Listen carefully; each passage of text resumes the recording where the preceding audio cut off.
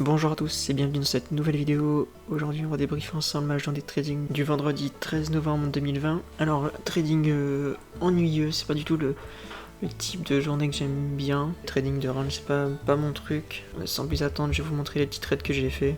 Il se passe pas grand chose jusqu'à ce que ça remonte ici. Donc là ça devient intéressant, c'est l'acheteur qui prend la main, il passe au-dessus. L'ancien plus haut, et on bloque 60. J'ai mis un ordre à 60, mais bon, le marché n'était pas revenu vite au-dessus. Je me suis pas fait exécuter.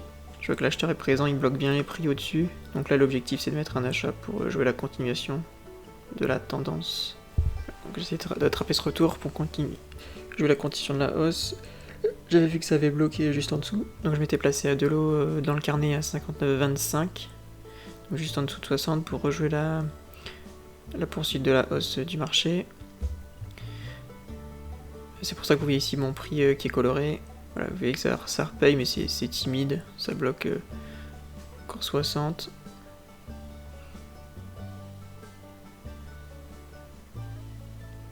Donc sur ce trade pas hyper serein, mais le fait que j'ai bien acheté, voilà, hop, vous voyez, on absorbe 60. J'ai acheté dans les mèches en bas ici. Vous voyez mon petit triangle bleu sur le graphique. Je passe mon stop flat. Ça a failli me sortir.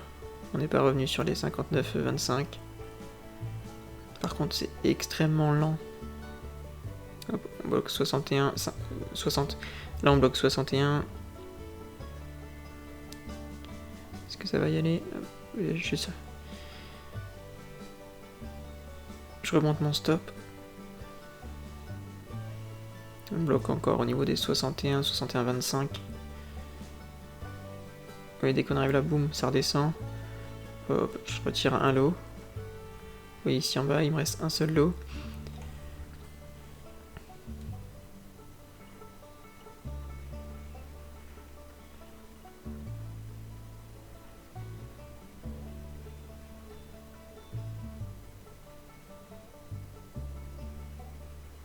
Alors ici, je vois bien que ça bloque au niveau des 61. Néanmoins, je sors pas parce que je joue beaucoup plus, je joue 65. Donc le ratio, il est vite calculé. Hein. Je préfère me faire sortir flat pour jouer une hausse jusque 65. 65, c'était, regardez sur le graphique, une zone très travaillée juste au-dessus. Là, bon, tant pis, ça y va pas, ça me sort flat. Ce n'est point grave. Donc voilà pour le premier trade où du coup je sors un lot, genre la moitié de ma taille sur les 61 et le reste je me fais stopper juste au-dessus de mon point d'entrée. J'ai modifié la qualité des screens. Normalement on devait avoir une vidéo beaucoup plus claire qu'avant. Voilà, dites-moi ce que vous en pensez, si c'est mieux comme ça. Voilà, sur cette partie là il se passait pas grand chose, vous voyez ici ça balayait de haut en bas sans qu'il y ait vraiment de tendance claire. Quand c'est comme ça, on attend. Et ici, je tente un trade que j'aurais pas dû tenter. Le fait que le marché remonte bien, on était cherché assez bas, les prix ça remonte. Puis moi je le tente et je me fais sortir dans la foulée. Voilà, les retours ils sont pas beaux du tout. Ici on va chercher les bas assez nettement, assez vite. Hop, on vient casser les bas du range. Donc je vois que ça vendait bien. C'est comme ça, je cherche un retour pour vendre avec le vendeur. J'essaie de savoir, de juger là où je peux être le mieux exécuté. Hop, je me fais exécuter 53,50. Je mets une vente à 53,50.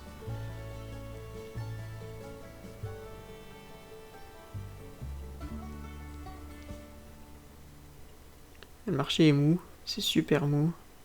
Là par contre, vous voyez, il y a des grosses tailles qui se mettent juste devant moi. Donc là, c'est pas top. Le vendeur, il vend plus vraiment.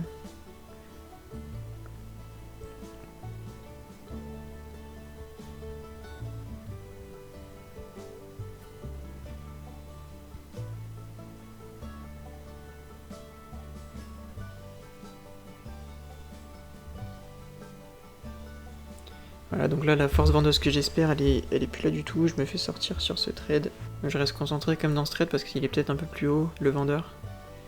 Peut-être bloqué plus haut pour ensuite redescendre les prix. Alors, on reste assez bas. Je vais retenter un autre trade. Donc je vends 54 de l'eau. Oui, c'est super, super lent. Le vendeur, il aime plus. Pas tellement là. J'arrive pas bien à juger. Voilà, entre temps, j'avais vendu 54,50. J'ai qu'un seul lot.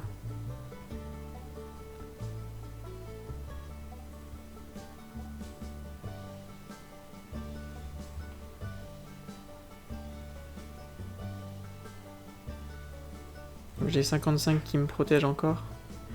Pour l'instant, on va pas au-dessus, ça reste sur ce niveau. Je vois bien que c'est pas fou du tout. Hein. Mon fameux trade de continuation de tendance baissière, il est pas top. Je me suis fait déjà sortir 2 fois.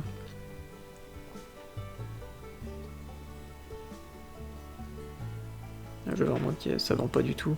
En fait, il protège. Il y a juste quelqu'un qui protège. Qui vend pour protéger le prix, mais il a pas intention de vendre plus bas. Ouais, donc là, je sors mon trade, je le flatte. Quand c'est comme ça, une décision à prendre, là, j'ai envie de reprendre une petite perte dessus si le marché remonte. Et je voyais, enfin, au carnet, je vois qu'il y a personne qui souhaite nécessairement vendre, appuyer sur les prix pour faire descendre le marché, donc on sort. Bon timing parce que regardez juste derrière, hop, ça remonte fort. Après, ouais, il se passe pas grand chose, ça revient sur les bas. Je me dis, ah, peut-être que ça. Cette fois-ci, on va y aller. Et vous voyez les prix remonter, ça remonte très fort. Je vous le mets en accéléré. Il n'y a pas du tout de point où je peux tenter un trade.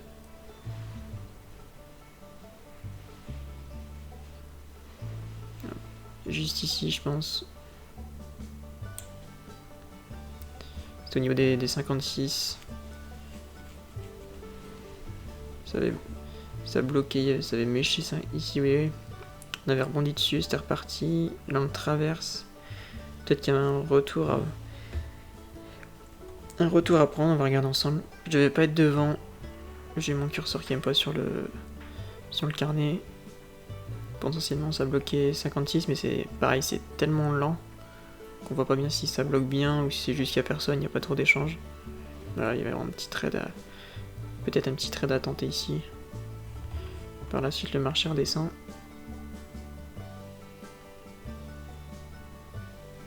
Et vous voyez, ça remonte dans la foulée, c'est-à-dire que étant donné que c'était bien descendu, déjà ça mèche fort, ça remonte, ça se fait payer.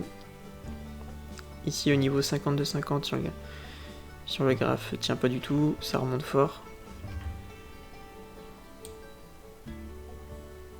Voilà, là, pas grand chose d'intéressant. J'attends. Ah, là ça commence à m'intéresser parce qu'on repasse au niveau des sommets qu'il y avait ici. Hop, on fait un pullback là sur le sommet. On le voit bien sur le graphique. J'essaye de voir si ça tient. Voilà, pour le moment ça avait l'air de tenir.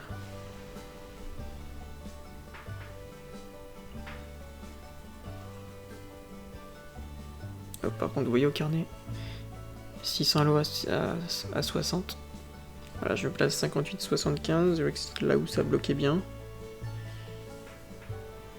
J'espère me faire exécuter sur le niveau. Par contre, il y a encore toujours la grosse taille des 600 lots à 60. Voilà, je retire mes ordres.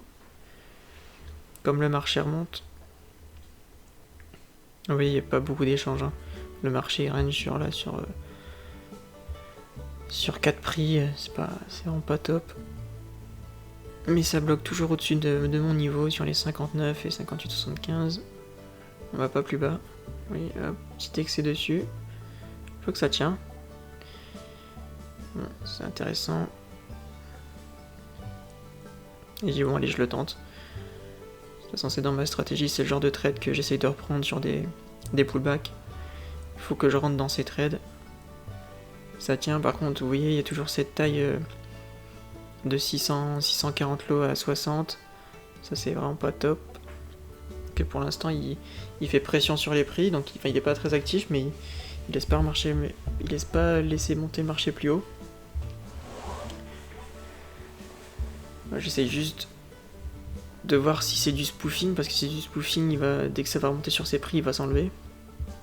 Et là, pour le coup, c'est vraiment dans mon intérêt, parce que si c'est du spoofing, en fait, c'est juste un acheteur qui est en train d'accumuler les lots pour partir, pour éviter que les prix partent trop haut.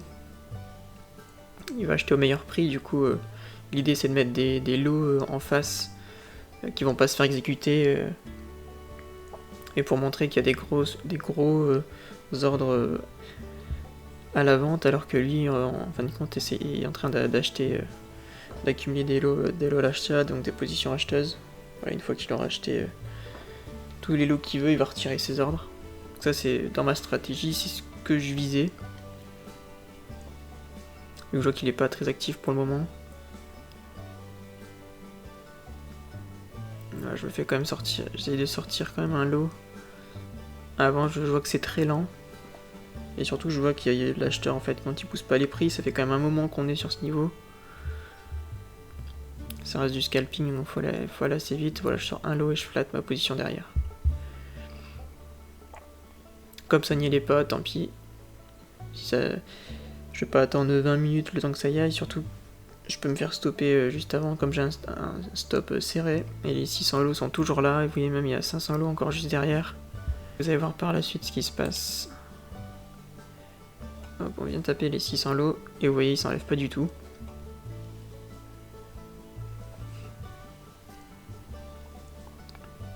Donc ils sont là pour se